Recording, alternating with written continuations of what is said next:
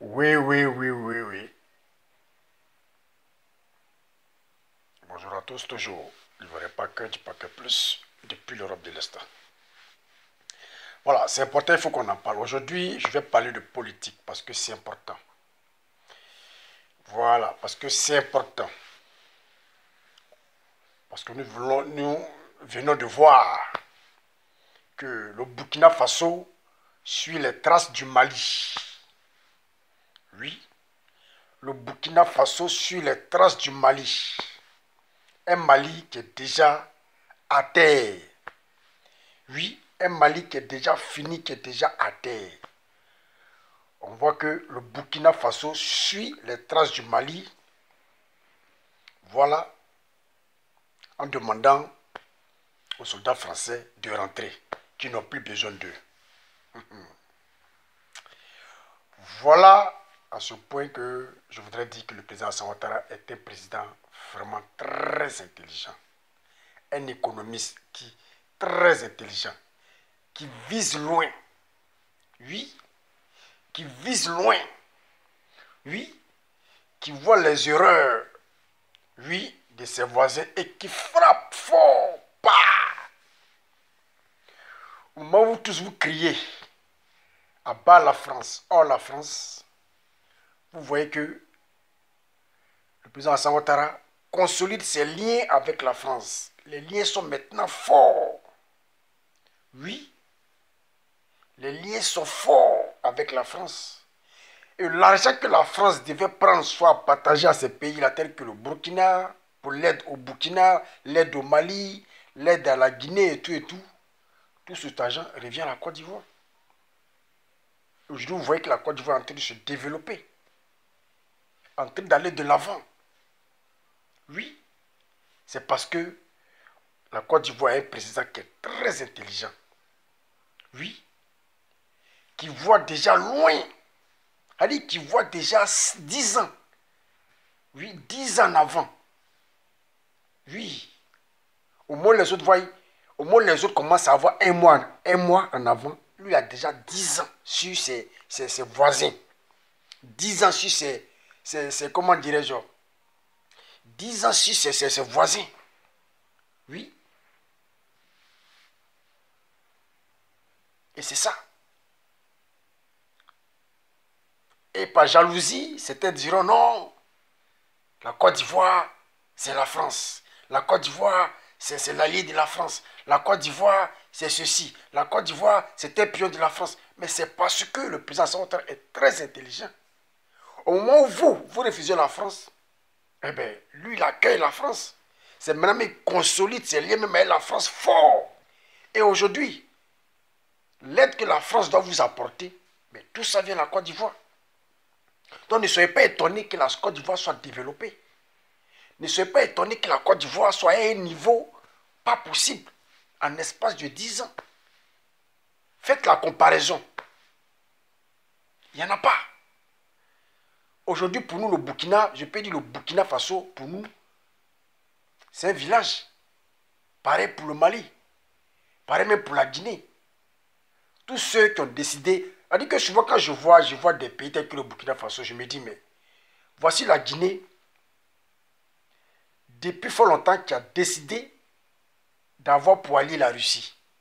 Mais regardez ce qu'est la Guinée aujourd'hui. Qu'est-ce qui a changé en Guinée? Qu'est-ce qui a changé en Guinée? C'était Alpha Condé qui a voulu au moins faire un effort, jongler des deux côtés, la Russie et la France, essayer de construire un peu la Guinée. Mais depuis que ce président a disparu, là, mais regardez la Guinée. Rien.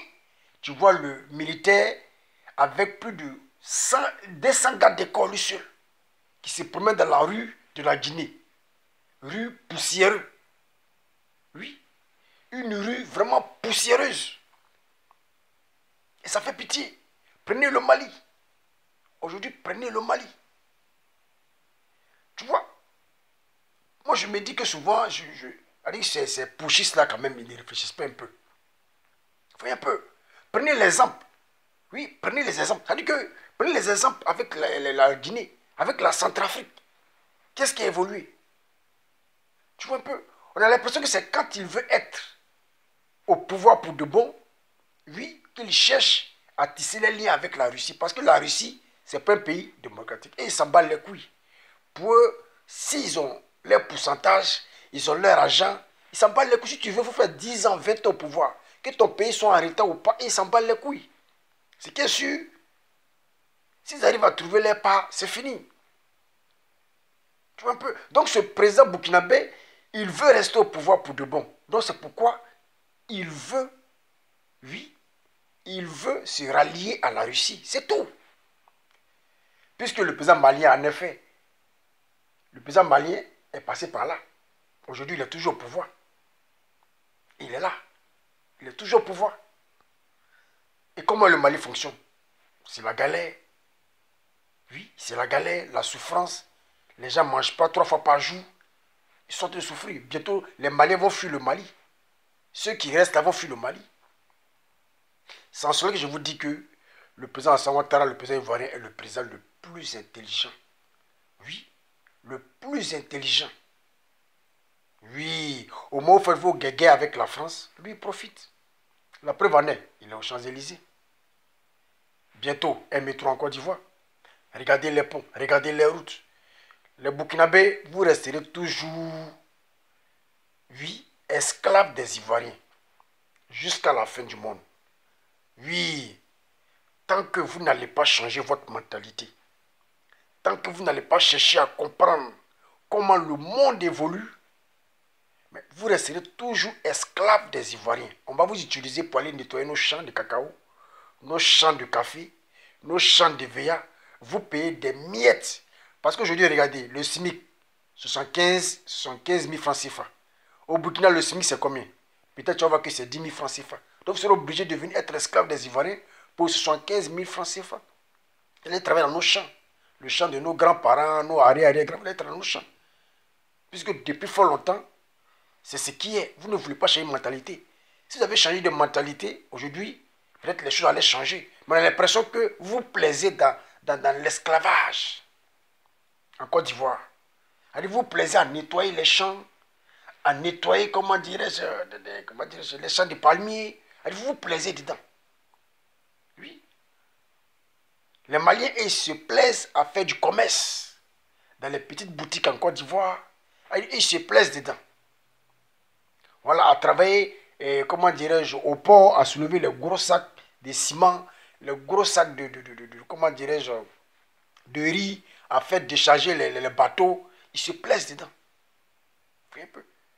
Donc, vous resterez toujours... Parce qu'au fur et à mesure que la Côte d'Ivoire évolue, l'économie monte, vous serez obligé de venir travailler pour nous. Oui, vous serez obligé de venir travailler pour nous. Parce que vous ne savez pas comment le monde marche. Vous ne savez pas comment le monde fonctionne. Oui. Vous cherchez souveraineté alors que vous n'avez pas d'électricité. Vous n'avez pas d'électricité. L'économie, il n'y en a pas. C'est-à-dire que tout ce que vous avez aujourd'hui, c'est grâce à la Côte d'Ivoire. La Côte d'Ivoire est en train d'évoluer. Vous allez venir être notre esclave. Oui. Tout ça pourquoi? Parce que vous passez tout votre temps à écouter des panafricains sur les réseaux sociaux qui vivent en France, qui vivent aux États-Unis, qui vivent partout, qui jouissent, oui, de beaucoup de choses en Europe et qui sont là sur les réseaux sociaux en train de vous monter la tête. Oui, en train de vous monter la tête. Oui, en train de vous monter la tête. Et vous prenez du retard sans le savoir. Ici, dans 10 ans, vous allez comprendre le retard que vous avez pris. Ici, dans 20 ans, vous allez comprendre le retard que vous avez pris. Au moment où d'autres pays déjà, oui, comme le Nigeria, comme la Côte d'Ivoire, comme le Sénégal, sont déjà au sommet. C'est maintenant que vous allez comprendre et vous allez commencer à travailler. C'est déjà tard. C'est déjà tard. On essaie de vous parler, vous ne voulez pas comprendre. Je vois des personnes sur les réseaux sociaux, les Maliens, les Burkinabés, les gars qui vivent en France, un peu partout là. Non, à part la France doit quitter. Mais est-ce que ces personnes aiment leur pays? Est-ce que vous aimez vos pays? Est-ce que vous aimez votre pays? Non, la Russie. Prenez l'exemple. Avec combien d'années la Guinée est alliée à la Russie? presque 10 ans. Mais prenez la Guinée. Qu'est-ce qu'il y a en Guinée? Zéro.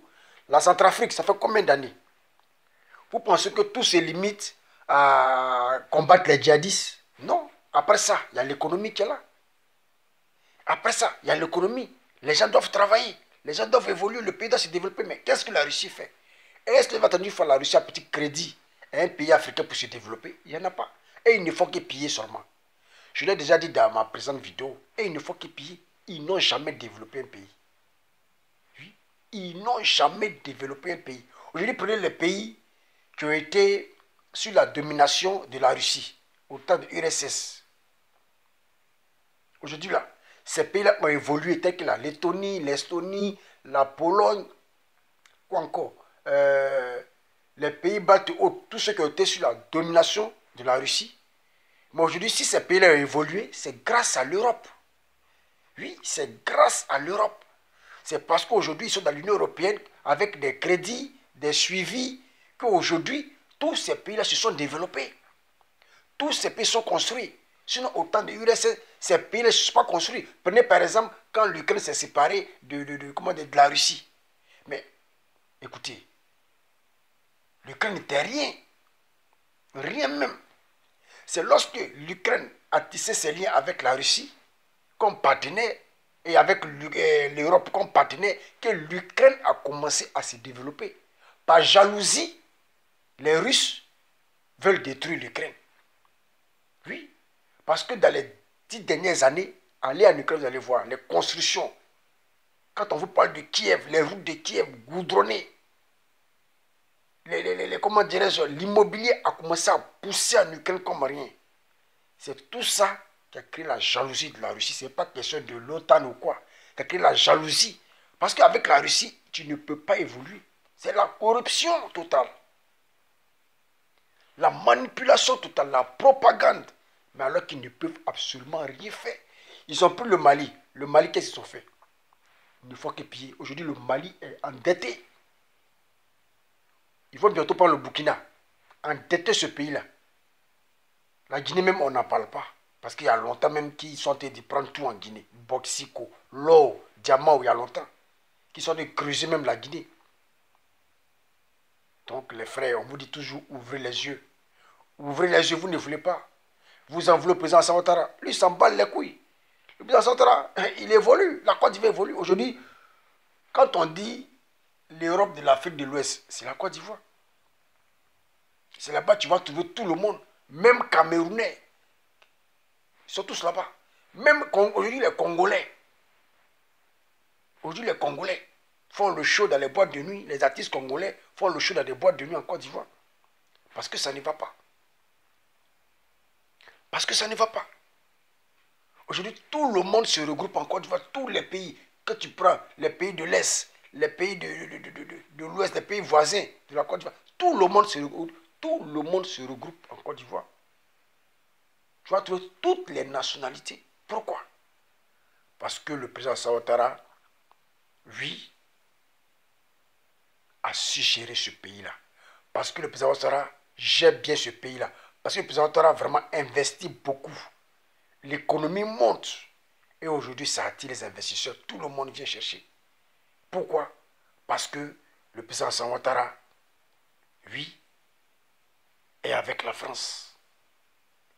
Bientôt, le métro. Beaucoup disent non, c'est crédit, c'est crédit. Mais ça développe. Quel est le pays le plus endetté au monde? C'est les États-Unis. Mais est-ce que ce n'est pas développé? C'est développé. Donc, sur ce, je ne serai pas long. C'est juste une petite vidéo. Voilà.